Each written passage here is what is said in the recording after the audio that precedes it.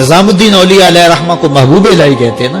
ان کا واقعہ بھی علماء نے یہ لکھا ہے، صوفیاء نے، کہ ان کے شیخ حضرت بابا فرید الدین گنج شکر رحمۃ اللہ تعالی علیہ ایک دن موج میں آ گئے اور کہا کہ نظام الدین محب بنو گے یا محبوب بنو گے؟ تو یہ بڑی خدمت کرتے تھے اپنی شیخ کی، تو کہا کہ محب بنو گے یا محبوب؟ تو کہا حضرت اگر اجازت ہو تو اپنی ماں کو نہ پوچھاؤں. اللہ اکبر! ان لوگوں کی مائیں بھی تو صاحب حال ہوا کرتی تھی. تو کہا کہ اگر اجازت ہو تو اپنی ماں کو نہ پوچھاؤں کہ محب بننا ہے یا محبوب بننا ہے؟ کہا جاؤ تمہیں اجازت ہے.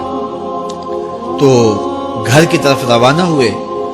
ایک آدھ دن کا سفر کیا. راستے میں ایک فقیر تھا مجذوب، جو راستے میں بیٹھا تھا. حالت اس کی عجیب سی تھی. تو یہ سلام کر کے گزرنے لگے تو وہ مسکرا کے بولا محب بنو گے یا محبوب؟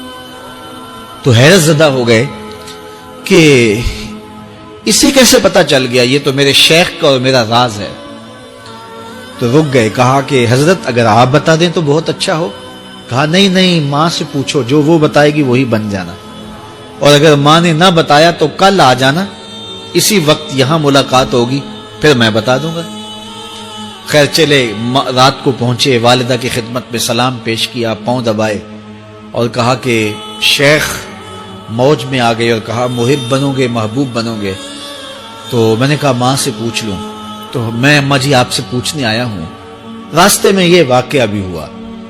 تو ماں نے کہا کہ بیٹے تم صبح ناشتہ کر کے پلٹ جانا، اور وہ جو راستے میں تیرے دل کی بات بوجھ گیا وہ کوئی صاحب حال تھا، وہ تمہیں صحیح بتا سکے گا کہ محب بننا کہ محبوب بننا.